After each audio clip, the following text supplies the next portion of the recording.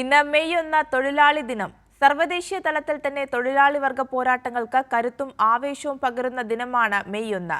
8 മണിക്കൂർ ജോലി, 8 മണിക്കൂർ വിശ്രമം, 8 മണിക്കൂർ പഠനവും വിനോദവും എന്ന മുദ്രാവാക്യം ഉയർത്തിക്കൊണ്ട് അമേരിക്കയിൽ ഉയർന്നു വന്ന പോരാട്ടം ലോകഗതികളെ തന്നെ മാറ്റിമറിച്ചു.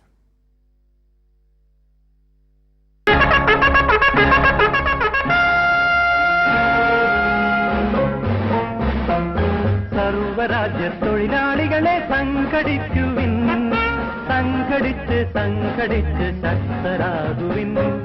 സർവരാജ്യ തൊഴിലാളികളെ സംഘടിക്കുവിൻ, സംഘടിച്ച് സംഘടിച്ച് ശക്തരാകുവിൻ.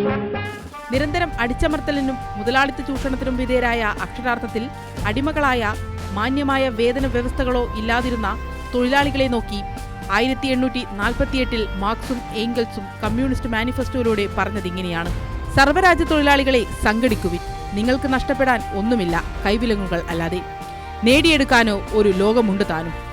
ഇത്രമേൽ തൊഴിലാളികളുടെ അവകാശബോധത്തെ അടയാളപ്പെടുത്തിയ മറ്റൊരു മുദ്രാവാക്യവും ഇന്നേ വരെ പിറന്നിട്ടില്ല.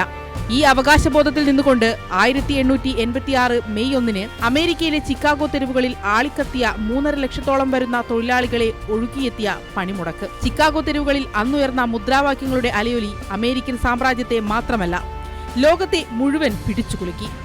ഇപ്പോഴും തൊഴിലാളികളുടെ സംഘടിത ശബ്ദത്തെ മുതലാളികളും ഭരണകൂടവും ഭയക്കുന്നതിന്റെ പിന്നിൽ രക്തസാക്ഷികളായ തൊഴിലാളി നേതാക്കളെക്കുറിച്ച്, അവർ നടത്തിയ പോരാട്ട വീര്യങ്ങളെക്കുറിച്ചുമുള്ള ഓർമ്മകളും തന്നെയാണ്.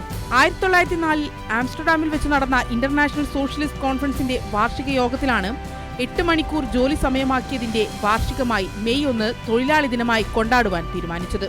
ചൈനയ്ക്കും റഷ്യയ്ക്കും പിന്നാലെ ലോകം മുഴുവൻ മെയ് ദിനം ആഘോഷിക്കാൻ തുടങ്ങി.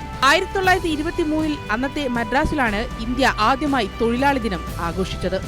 എന്നാൽ രാജ്യം ഇന്നേ വരെ നേടിയെടുത്ത വേതന വ്യവസ്ഥകളും ഉയർന്ന ശമ്പളവും തൊഴിൽ സുരക്ഷിതത്വവും എല്ലാം പുറകോട്ടടിക്കുന്ന കരിനിയമങ്ങളാണ് രാജ്യം ഭരിക്കുന്ന RSSന്റെ BJPയുടെ നേതൃത്വത്തിൽ പാർലമെന്റ് നടപ്പാക്കിക്കൊണ്ടിരിക്കുന്നത്. തൊഴിലാളി വിരുദ്ധ, ജനവിരുദ്ധ ലേബർ കോഡുകൾ അപ്പം ചുട്ടെടുക്കുന്നത് പോലെ നടപ്പിലാക്കിക്കൊണ്ടിരിക്കുന്നു. 8 മണിക്കൂർ തൊഴിൽ എന്ന വ്യവസ്ഥ കാറ്റിൽ പറത്തുന്ന നിയമങ്ങൾക്ക് പാർലമെന്റ് അംഗീകാരം നൽകുന്നു. വേതന വ്യവസ്ഥ അട്ടിമറിക്കപ്പെടുന്നു. ഉത്തരാഖണ്ഡിലെ നോയിഡ ഉൾപ്പെടെയുള്ള സംസ്ഥാനങ്ങളിലെ തൊഴിലാളികൾ മിനിമം ശമ്പളത്തിനായുള്ള സമരത്തിലാണ്. ഈ തൊഴിലാളി വിരുദ്ധർ കേന്ദ്രം ഭരിക്കുന്ന കെട്ടകാലത്ത് മെയ് ദിനം വെറുമൊരു തൊഴിലാളി ദിനമല്ല, തൊഴിലാളികളുടെ അവകാശ പ്രഖ്യാപനം കൂടിയാണ്. News desk, Kairali news.